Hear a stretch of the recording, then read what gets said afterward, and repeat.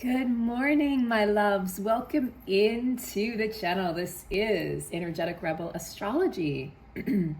So if you're new to the channel, which many of you are, first of all, thank you so much for being here. Thank you for YouTube for suggesting my channel. Thank you for clicking on the videos and being a part of this amazing experience. This is a new channel. I do have a sister channel, Energetic Rebel. And over there, I focus on more general energetic themes. I focus on ascension. I focus on the reorganization of humanity, what's happening. And I also have a Patreon. Just really quickly, guys, if you're interested in a personal reading or an individual session with me, please reach out to me at the email listed below. And as we approach the end of 2023 here, so much is being wrapped up. So much is happening. And it's going to culminate on December 23rd in a beautiful, and I'll be doing that reading next week, but a beautiful new moon in the sign of Capricorn, grounding, earthing Capricorn. So even though Mercury is going retrograde at the end of the year, we have this grounding Capricornian energy leading us into the calendar new year. Now, as I've been saying, and if you've been following me for a while, you know that the true astrological new year doesn't start until spring equinox and Mars enters Aries. If you would like to join me today, along with a lot of my fellow classmates, we are embarking on a 100-day commitment to 1 hour of meditation a day. Now, it can be broken up, into 4 parts or 2 parts, or you can do it all at once. But I've been meditating now for an hour a day, but regularly now for about a week again. So it's been an amazing experience. And I'm going to share my insights over here. I thought I was going to share it on the other channel. I think I'm going to share it on this channel with you guys, because I think you'll be a little bit more receptive perhaps. So I don't know if I'm going to share at the end of the 100 days, or I think I'm going to share as I go. My mom is with me this week though, so this week will be a little chaotic, but I'm still committed to doing the hour a day. And there's another exercise that I may suggest as well, and not created by me. I can't speak.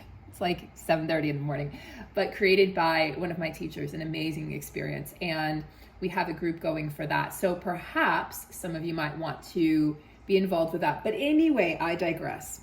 This reading, we are going to look at the energies of this week, December 12th through the 18th. And this is a week, again, as we're ramping up to Mercury going retrograde. Today, we're in the shadow of Mercury, so just be mindful of that.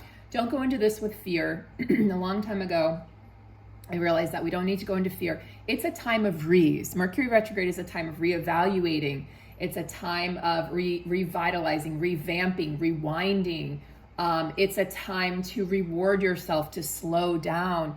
It's a time to, I can usually think of all the reasons now. It's time to regenerate. It's a time to retreat.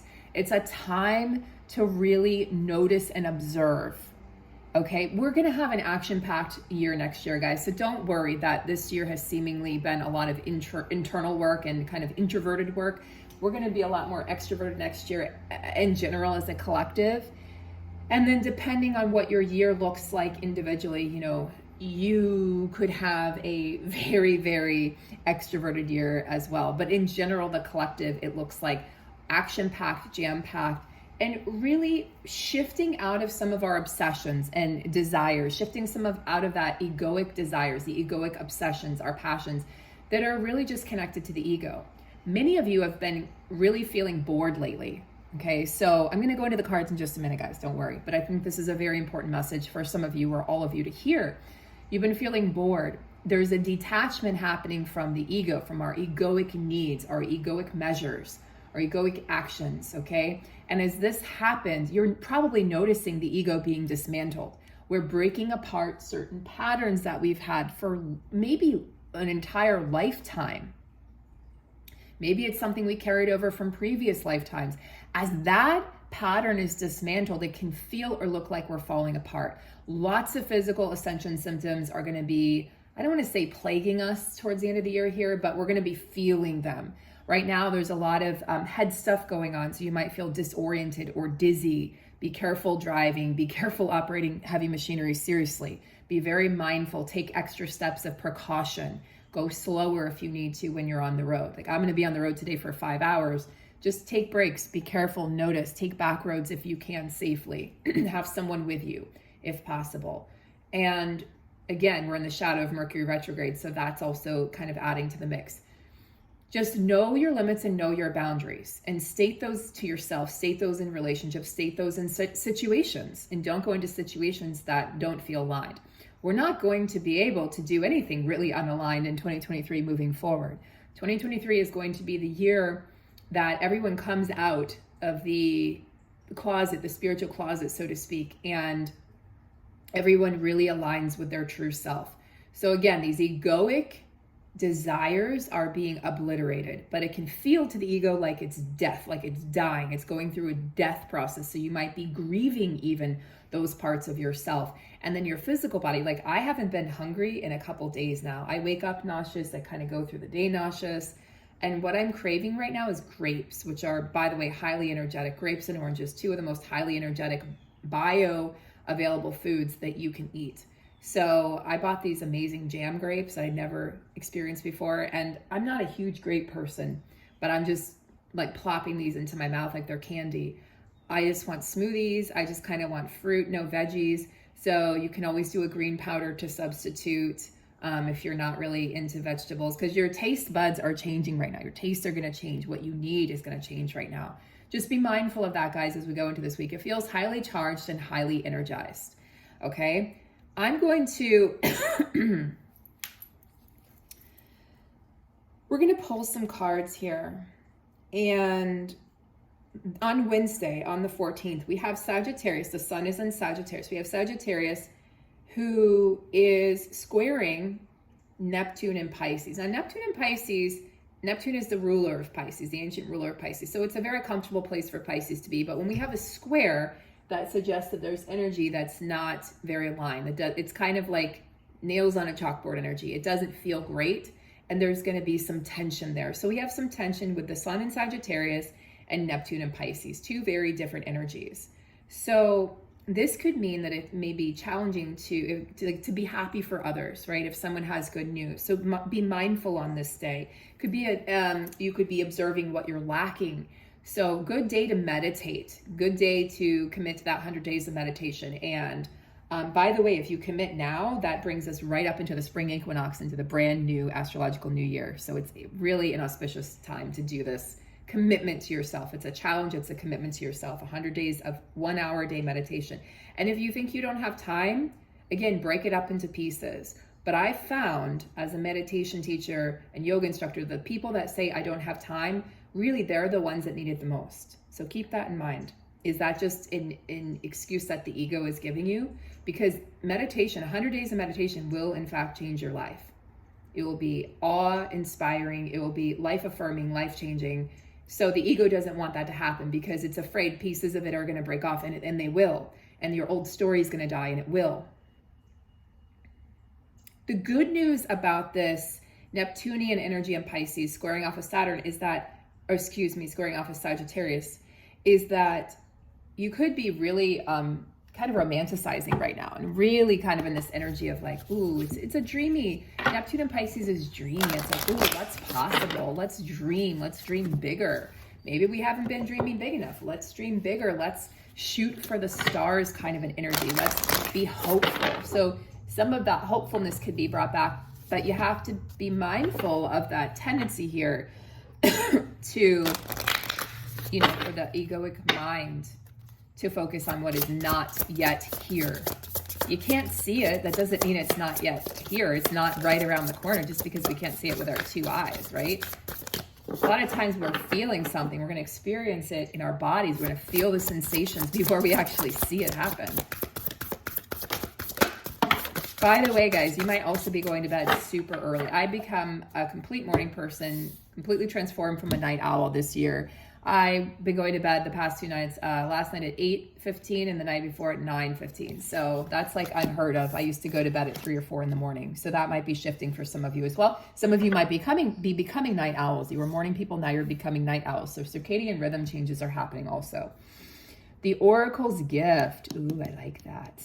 What? So you are the Oracle, you are the healer. You know that I believe in self-healing, right? And if you don't, if you're new to the channel now, I believe in self-healing. I don't believe you need someone externally to heal you and to consistently, constantly tell you what you need to do or what you're doing wrong or how to get on the right path. You have that internal GPS and compass. You are a particle of God. You are God, right? You are everything.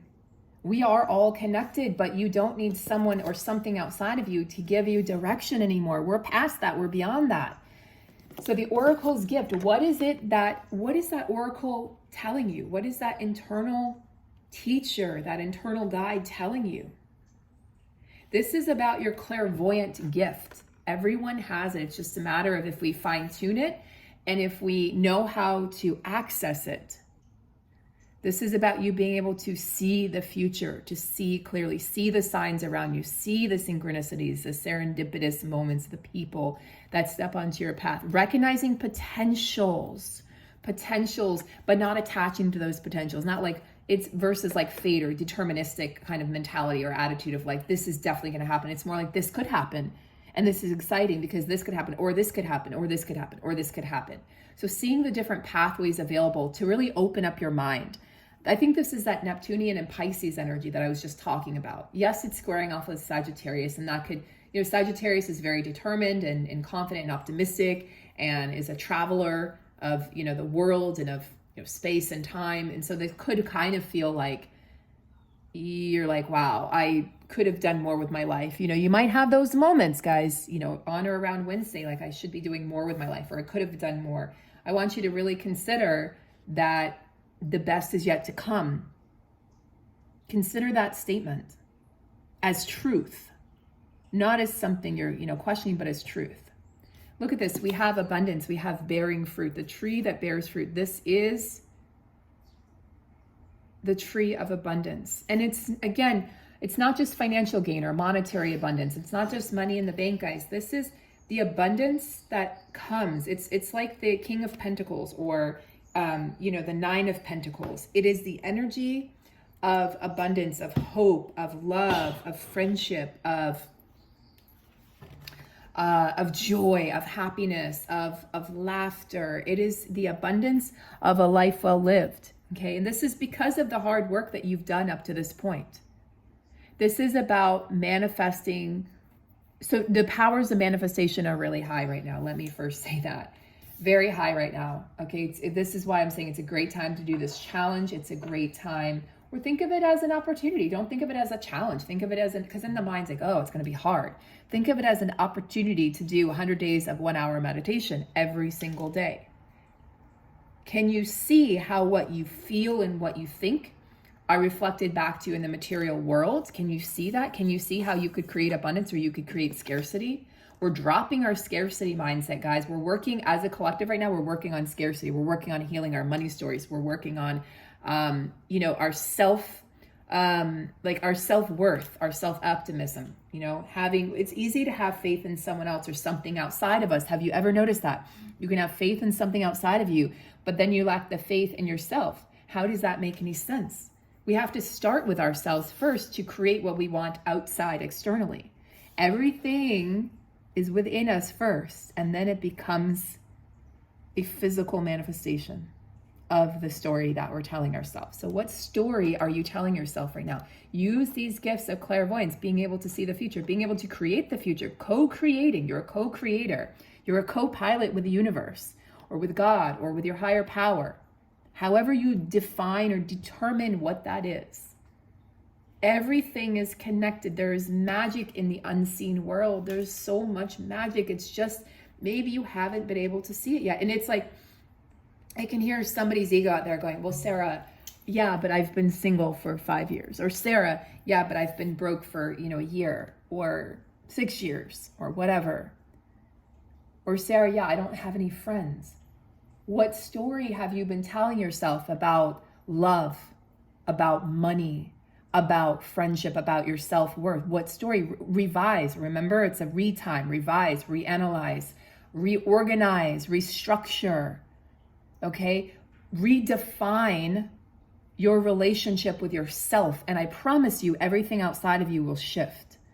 This is why some of you who have followed my previous channel, well, it's still operating, Energetic Rebel, The reason that I drifted away from the twin flame label and journey was because there was too much focus on another person, on something outside of you, rather than focusing on yourself, rather than focusing on the inner world. There was a focus on this outer person. There was a focus on what they're doing, when they're doing it, why they're doing it. And it became toxic to me. It became like, and then talking about it and even offering readings on it, I was intertwined in that energy. And I realized for so many reasons, I couldn't even list them all here, but for so many reasons, it was inevitable that I needed to step away from that journey and that label and that structure or that identification, right? It was just like another identification. It was like another identity. I am a twin flame. I am this. It was an identity that had to be shed in order for the growth to occur, in order for the expansion to occur. Are twin flames real? I don't know. Maybe. Does it matter? No. No, it's a label. Does it really matter?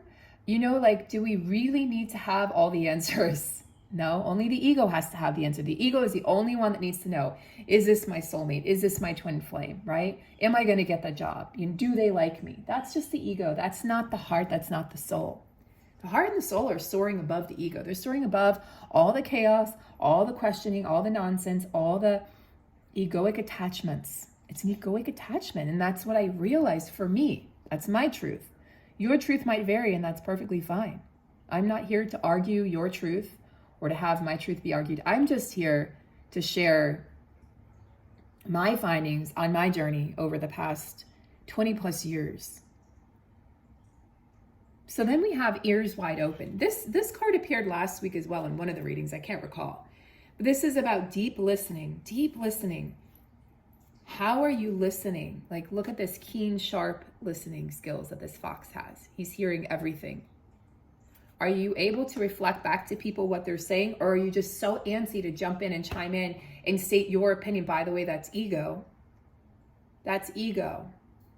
Well, I can't wait. You know, your mind's like, and you're not really listening to what they're saying because you already want to overpower them with what you think and you want to offer advice, but maybe they're not asking it. A great thing to do that I learned from a friend years ago was with a course that she had taken was when someone's got a problem and they're coming to you, instead of just immediately offering advice, think about saying, are you asking me for advice? Would you like me to offer advice or would you like me to just listen? I'd say like 8 times or 7 times out of 10, that person's going to say, I just need to get this off my chest. I just need to be heard. Okay, great. If you want me to offer advice at any point, let me know. Otherwise, I'm just going to listen. That will change your relationships. That will change. It creates more respect. It creates a situation and an energy of understanding, of compassion. That person feels heard, which is probably all they needed in the first place. You often hear women complaining of this with men. You know, like in a relationship, the woman's like, well, I didn't want him to fix or solve my problems. I just wanted him to hear me. But this can happen in relationships or friendships or with, you know, children and parents or any kind of teacher-student, any kind of relationship. And it's challenging. I don't always catch myself. Sometimes my first go-to is to offer advice because I want to save, I want to help, right? That's the ego. That's a story. That person doesn't want saving or need saving. They just need you to hold space so that they can share a piece of their story. And maybe that's enough for them to heal it themselves. So this week is really about, I would say, fine-tuning the ego, fine-tuning the egoic structures. It's about reevaluating, redefining. How do we recognize our spiritual journey, right? How are we recognizing it? I'm going to give us some angelic advice. Are we recognizing it from a place where our ears are closed, where we believe that we're not clairvoyant, so we have to seek outside of ourselves, and we don't think we're abundant because our money story, you know, or our love story has always been like, it doesn't work out for me? Reevaluate, guys. Choose to reevaluate. Choose to redefine this week. I promise you it will be life affirming. But the power is within you. It's not in something outside of you to change your love story or change your money story. It's within you. You've got to put in the work and the effort, and the ego is probably going to fight you. So if you guys, let's say you guys try the challenge and then like you hear your ego trying to like, oh, but my favorite show is on, or oh, I'm supposed to do this, or I need to do this, or whatever the story is going to tell you. Because we're going to be doing this through the holidays, which means if you have family over, you're going to have to say, hey, I'm meditating an hour a day right now, and I'm going to use this time. And whatever objections, you know, your ego might have or they might have, you're just going to have to commit to it. So that's entirely up to you. Don't let the egoic story run the show, because it will definitely try. And it's loud, and it's often very convincing. It'll make you feel lazy for meditating when in actuality, meditation makes you more productive. My meditation used to say meditation doesn't take time, it gives time. Okay?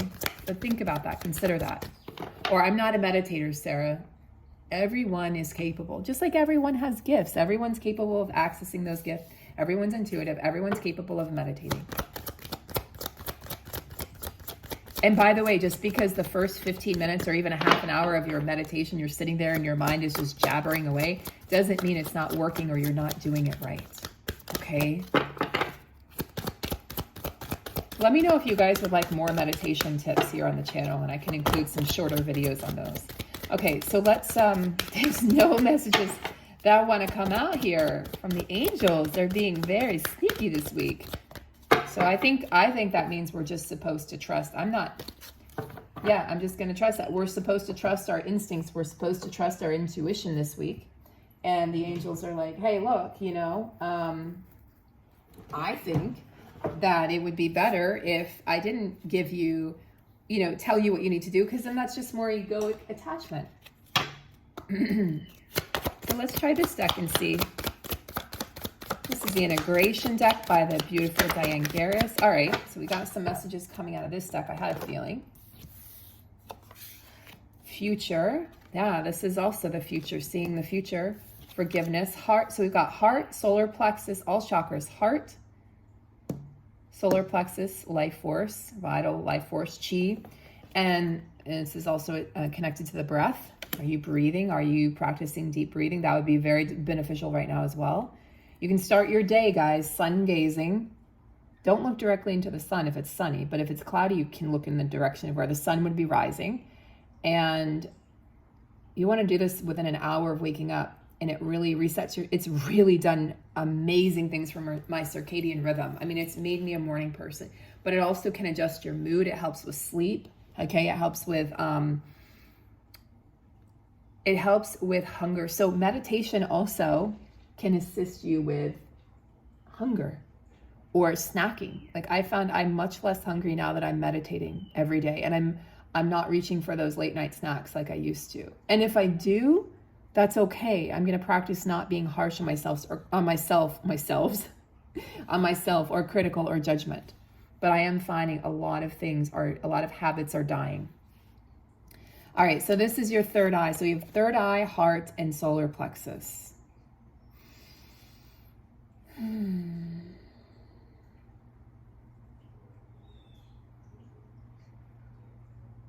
mean, it's the end of the year, so it's always a good time to go into your heart space. And, you know, there's going to be opportunities for forgiveness here. And it's pretty straightforward, I feel like. Either in person or on the phone or in your heart if it's someone who's passed. There's going to be opportunities here to really tap into your heart space. Then this is your solar plexus, and this is where it's, you know, the land of your personal sun, your faith in yourself, your optimism that it's life affirming, it's life creating, that you can create, that you know that like you are the driver of your soul, like you are the one in charge of this life. And a lot of times when basically every time our solar plexus is depleted, we feel very off. We feel like we can't create. So we feel uncreative. We feel just depressed. We just feel like we're mush almost. And so this is an energy that's just reminding us that we have this fire within us. We have this beautiful energetic system within us that helps us to get things done. It helps us to move forward. It helps us. It blesses us. You know, this is the connection. This is like the middle chakra. It connects us to the lower chakras, and then it connects us up into the higher chakras. So this is it's like a balancing point in the energy centers. And it's teaching us to manage our stress and manage our expectations, and also to be confident, but to connect with a higher purpose, to move with confidence, but also connected to the oneness, connected to a source greater than thyself. So it keeps us humble. Indeed, it keeps us humble. And we all need that from time to time. So again, this is like reaffirming the Oracle's gift card, the future, seeing the future. It's your third eye. Maybe your third eye is blocked. Maybe it needs some clearing or cleansing. Meditation can assist with this. Meditation can tap you in. You can have a seat right in the center of knowingness when you meditate. So it might not happen every time you meditate. It might be, you might have a bliss-filled meditation, and then you might have a thought-filled meditation. Both are correct. Both are okay. Practice non-judgment and just observe. And guys, don't try to shut the thoughts off, because that'll just make them come back with more fervor. That'll just make them like, oh, so she's trying to kill us, guys. Well, we should just have more thoughts. We should just, let's like get really wild and crazy.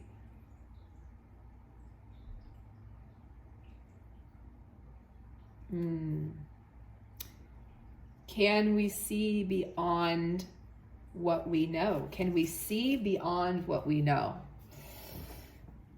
Can we practice stepping into our heart space more and more, living from the heart space, owning our truth?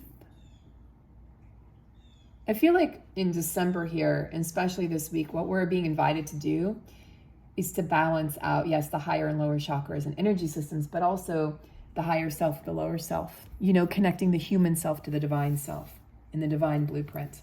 Our divine blueprint is being perfected.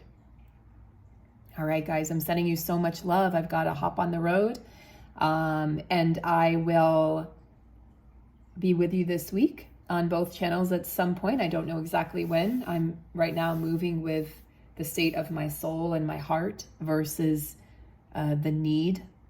It's really, really different, and I really encourage you to do that this week, even if the ego is like, no, you can't do that. You can. You absolutely can.